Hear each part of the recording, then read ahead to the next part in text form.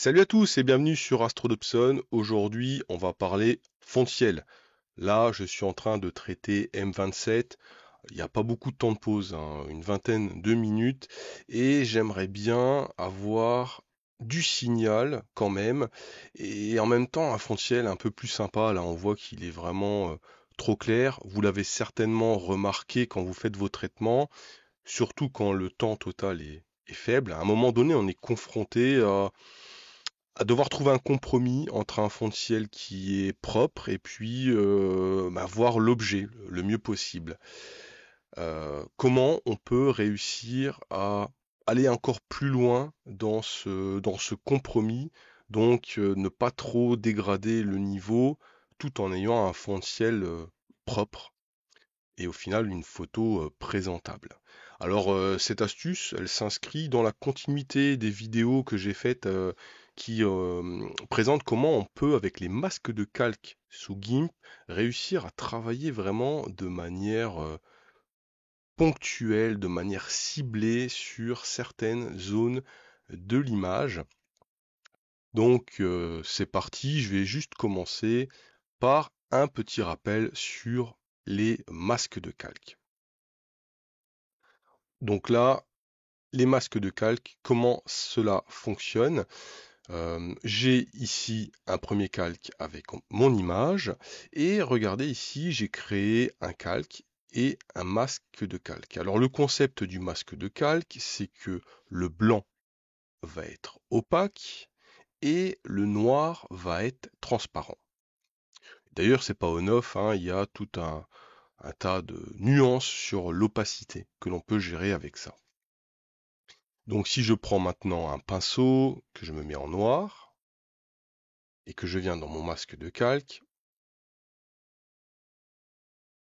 je vais rendre les zones transparentes et donc, encore une fois, c'est comme si on regardait vu du dessus, on fait comme ça, tout ce qui est noir ici va laisser passer l'image en dessous et tout ce qui est blanc ne va pas laisser passer l'image en dessous. En gros, je suis complètement opaque et là, je suis complètement transparent. Revenons à notre image. Alors on est dans le traitement que je vous ai présenté il y a quelques semaines, hein. Ici ma Starless et puis mes étoiles pour la réintégration et j'aimerais vraiment réussir à noircir ce fond de ciel tout en conservant un maximum de signal. Et ben on va avoir recours au masque de calque. Alors je vais déjà commencer par dupliquer ce calque. Ensuite, je vais faire une décomposition de type TSV.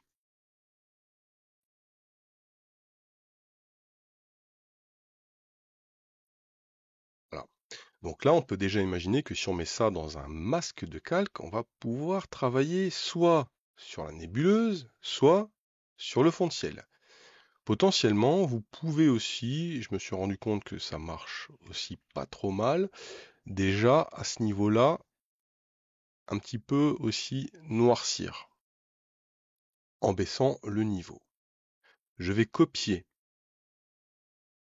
ce calque et je vais venir le coller dans un masque de calque. Alors, j'ajoute le masque de calque avec blanc opaque et je viens coller.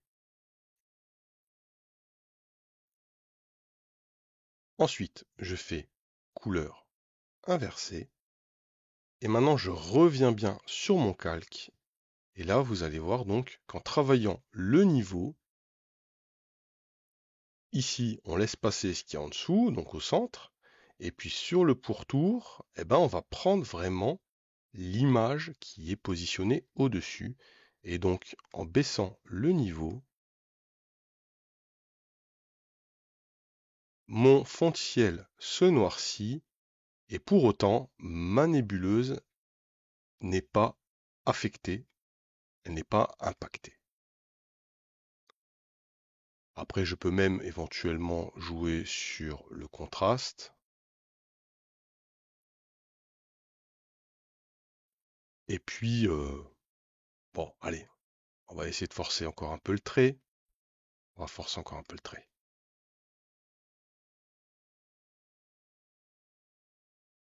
Et on réintègre nos étoiles.